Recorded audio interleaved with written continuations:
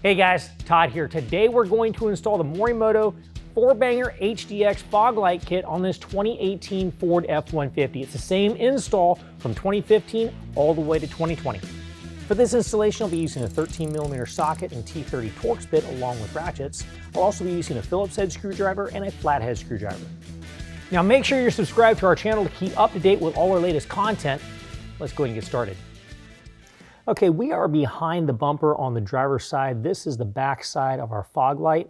Now we've already gone ahead and peeled back some of our fender liner. We've also removed the tire. Those two steps don't have to be done to do this. We just did that so you guys can get a better view of what's going on. So the first thing that we're going to do here is we're going to disconnect the fog light from the plug. So just pull back on that clip and it pulls right out. Next, we need to take this screw. This is your adjustment screw for aiming your fog light. We're going to pull that all the way out. Make sure you hold on to this spring while you're doing that so it doesn't pop out. We're going to use a Phillips head screwdriver to do that. All right, now retain the spring and screwdriver for reinstallation. Okay, now from the fog light, we're going to move to this bracket here. This bracket is actually going to kind of block our access to the side of our fog light housing. So we're going to remove the bracket, get it out of the way for right now. We've got a 13mm head bolt here, and then up at the top of the bracket up here, we're going to go ahead and pull those out and carefully remove that bracket.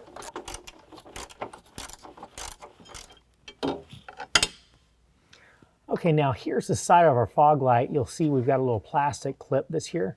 What we need to do is we need to pry out on that plastic clip so the fog light can pop loose from the housing. We got to do that on both sides and push the fog light through the front of the housing. All right, so now we're just going to go ahead and work backwards.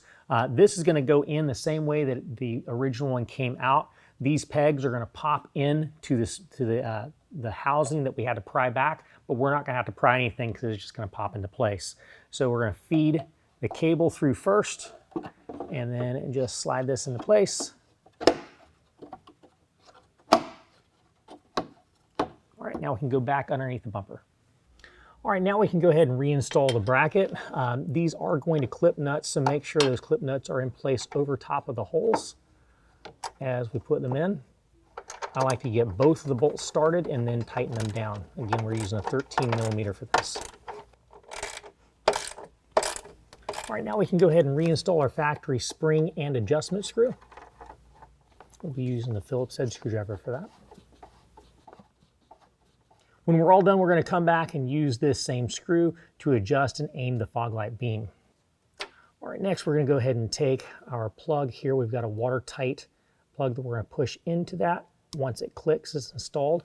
This is our adapter. This is what's going to go to our factory harness that was plugged into the factory light. Plug that in. Once that's in place, what we're going to do, just wrap that up and then zip tie that out of the way. Repeat that on the opposite side.